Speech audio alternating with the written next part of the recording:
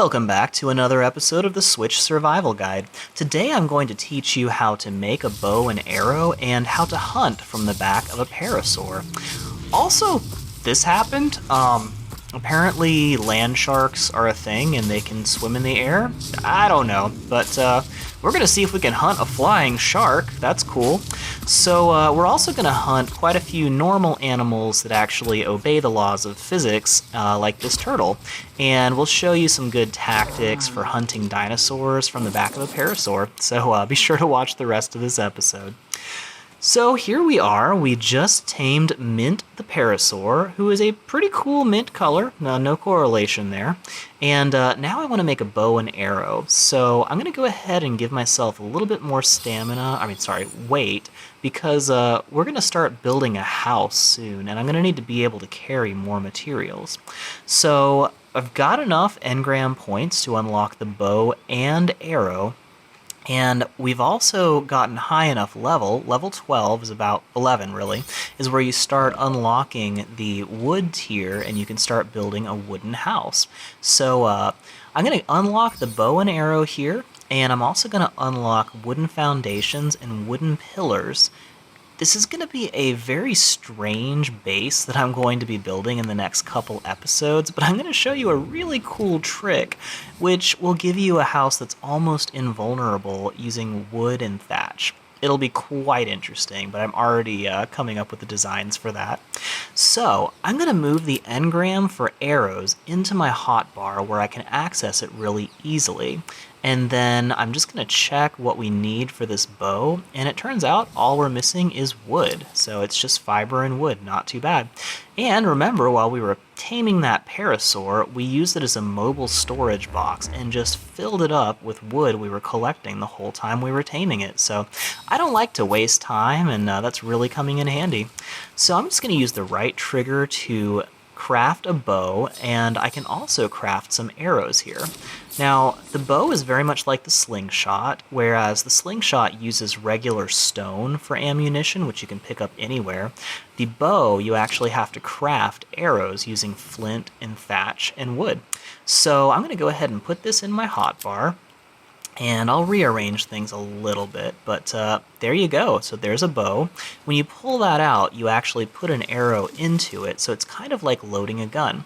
Now, holding down the right trigger will pull it like this and keep it drawn, and holding the left trigger will zoom in just a little bit and make it a little bit easier to see what you're aiming at. So I'm going to hop on my parasaur here, and anytime I pull out my bow using the hotkey, it will stop the parasaur from moving, and I can aim anywhere within the front 180 degrees or so. So remember, you can only aim forward, but you can still use any of our normal weapons from the back of a parasaur. Not all dinosaurs will let you do this, but parasaurs are kind of a nice starting dinosaur because they're very well-rounded and have a lot of different things they can do for you. Now, this white pillar of light, as I explained before, is a loot drop. And there's going to be, oh, there it is. That little thing right there on the top right of the screen will actually come down from the sky, and we can collect stuff in there. I'm also going to rearrange my hotbar a little bit because I don't think I'll be using spears anymore. Anytime you do close range damage with a dinosaur, he's also going to be able to hurt you, and I prefer the hit and run tactic. So I'm running up here, and I've equipped my fists, and then I open this with Y, just like any normal storage box. And as you can see here, there is a Phiomia saddle, which is pretty lame, honestly. It lets you ride these big pig kind of things, and yeah, it's just not very fashionable or cool to ride a pig around town. I don't know, maybe you've tried it. I've never tried it, but I can't imagine people like it very much. So we're gonna just store that for now. I doubt we'll be using it anytime, but it's nice to get some free materials and supplies, so always worth checking those loot boxes. Now I'm going to use the pick to harvest some rocks, and that's going to give me quite a bit more flint, which is what we use for the tips of the arrows. And once again, if you missed it, the pickaxe gathers more flint, where the hatchet gathers more stone. Just like the pickaxe gathers more wood and the hatchet gathers more... the pickaxe gathers more thatch and the hatchet gathers more wood. So I am going to shoot at this guy because he's perfect for target practice, and as you can see, I'm a little rusty with the bow. I highly recommend shooting something that's not dangerous, like dodos or trilobites, while you get used to the physics of the arrows, because they do curve down just a tiny bit. The further away something is, the more you need to aim up a little bit. Now, I don't think I've showed you this, but if you hit the bottom right trigger, you can actually have the Parasaur attack. Now, if you do that on bushes, it will gather berries at a faster rate than you normally can gather them, but you don't get any fiber when you do that. Now, I'm just going to collect this guy, and you may have noticed he had some arrows sticking out of him, but when I stepped on him, I was actually able to pick up a couple of those arrows. So every time you kill something, step on it, see if you can just collect arrows. You don't actually have to hit any buttons. It'll just automatically give you some arrows back. So definitely remember that. Now, I'm holding down the left trigger to aim this a little better, but as you can see, we're still getting some curving issues, and I'm not quite hitting this guy from that range. Your accuracy drops off a lot the further away your enemy gets. So he's killing a dodo, I'm killing him. You know, this is the food chain in action right here, and we're climbing the food chain a little bit. So you can see there I got a nice headshot, which did more damage and killed him pretty quickly, and I was able to get 2 of my arrows back, which is great. It's more incentive to actually hit your target, as you actually might get some of those arrows back. Now, I can see off in the distance there is a little flying seagull. Those are one of the most annoying animals you will ever fight, so I like to keep my distance from these guys. And I'm also using my hotbar to make more arrows. Now on the bottom left, you can see my bow on the hotbar, and I'm also going to give myself a little bit more stats here on my Parasaur. Now, in order to access the Parasaur's inventory while you're riding it, you just hit the Y button. That'll open his inventory and not yours, and then you can actually give him some stat points boosts and, you know, access his inventory, drop things in and out. So it's very helpful. What is this behind the rock? Wow, are you seeing this? That's not right. Wow, it's like a giant, I don't know, it reminds me of one of those Chinese dragons. Yeah, if you're into Pokemon, that's definitely a Rayquaza right there. If you're not, you just thought I was even a bigger nerd than you thought I was before, but hey, that's cool. So, I think if a Dilophosaur attacks a Triceratops, sometimes they'll get punted by the Triceratops and die in the process. But anytime a dinosaur dies, it just kind of crumples. Like, their bones just go to jelly, they lose all structural integrity, and it just gets weird. Speaking of weird, what? What is that? Yeah, have you ever heard of a land shark? I think that's what that is. Giant pink flying shark. That's cool. So, you can't normally shoot dinosaurs in the water very well, and, but, you know, if a shark is flying, you can hit him pretty well. So megalodons are very hard to kill. They take a lot of damage before they die, even at low levels. Oh, I'm out of arrows, darn. Let me see if I can get some more before this guy goes back in the water. He's eventually going to figure out how to get back in the water, and then he'll disappear, and I won't be able to hit him. But if I can kill this megalodon, oh darn, he's gone.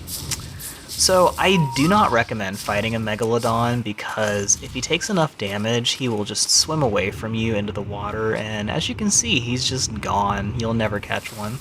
So you just really can't win when you're fighting a megalodon until you have crossbows and some way to safely chase him into the water. So well, I'll show you some tactics for killing megalodons later, but for now, just leave them alone, trust me. Now, I'm getting a little uncomfortable because even though this Brontosaur is totally peaceful, he is stepping all over me, and I'm kind of worried I'm going to glitch and get stuck to him or something, so I'm just going to give him some space. He's a little bit obnoxious. When you're that big, you can be obnoxious, I get it, but, you know. Alright, so once again, hitting Y to open up the inventory. This Parasaur, was that the shark again? That shark is crazy. I'm done with him. Alright, so another good thing we can fight is this turtle. Now, I usually try to kind of ignore turtles because, like, every dinosaur has, good and bad things about hunting them. I totally ignore Triceratops because they will mess you up and kick your butt if you attack them. Definitely don't pick a fight with the Triceratops unless you have a way of getting out of his reach, like above him. Shooting down on them from cliffs is fine, but they will mess you up with those horns. Now, parasaurs, you really can't catch very easily because they run away and they're very hard to hunt. Turtles are slow as anything, but as you're about to see, it takes so many hits to kill a turtle. Is that shark flying again in the background? Man, that thing is just crazy. So this is kind of a nice hit and run tactic you can do on a mounted dinosaur. As long as you're faster than the enemy, you can shoot it a couple times as it's running towards you, and then I hit the bow button, which gets me back to riding, and then I run away. So as you can see, we're not taking any damage from me or the Parasaur.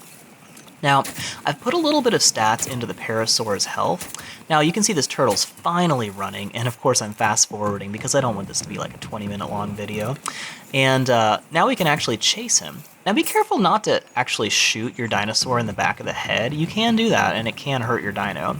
So my bow is now broken, and I'm going to get a little bit of distance and then open up the inventory because the materials for a bow are wood and fiber, and we've got plenty of wood just sitting on this Parasaur. Now you can see here I am encumbered to the point I'm overweight to where if I jump off this Parasaur, I can't even walk most likely. But because I'm on his back, I can just keep doing that. I can also craft things while moving when I'm on a Parasaur. So there's a lot of good things about a Parasaur. There we go. We'll step on this turtle, see if we can collect some arrows. Great, we used like 30 arrows and broke a bow and collected 2. Okay. So hopefully he'll give us a lot of hide and meat and all that stuff, but you can probably see why I don't usually bother hunting turtles until I'm much better armed and have some good dinosaurs that can help me kill them. So this tactic that I use, though, the hit and run, is incredibly effective once you've tamed yourself a velociraptor and made a saddle for it. Velociraptors are just like parasaurs, only they're like twice as fast, and they can barely carry any weight. You may have to give them some weight before they can even carry you. But raptors are great mounts. They are crazy fast, especially if you boost their speed stat. So we'll keep an eye out for a velociraptor. I'm hoping not to run into any until I have a nice safe house. But speaking of safe houses, in the next episode, I'm going to build a ridiculous house design. Definitely tune in for that. It's going to be interesting, but I'm pretty sure I can pull it off. I'm also going to teach you a lot of very helpful advanced building techniques using pillars, ramps, and just kind of the physics of building a much bigger base. And we'll be building a base that we'll call home for a long time. So thanks so much for watching. Drop a comment if you have any questions, and we'll keep the guides rolling out as fast as possible. So we'll hope you're enjoying your game. Thanks so much for watching this video from the Ark Survival Guide. If you enjoyed it or found it helpful, please like this video and subscribe to our channel so we can bring you more great guides like this one. Ark is an amazing game, but there is so much to learn before you can really enjoy it. We are dedicated to bringing you high-quality guides, tutorials, and Let's Play videos that are fun, helpful, clean, and suitable for the entire family. There's a tutorial in this series for everything we have done so far in this video. Check out these playlists for more episodes from this series and other guides to help you enjoy your journey on Ark.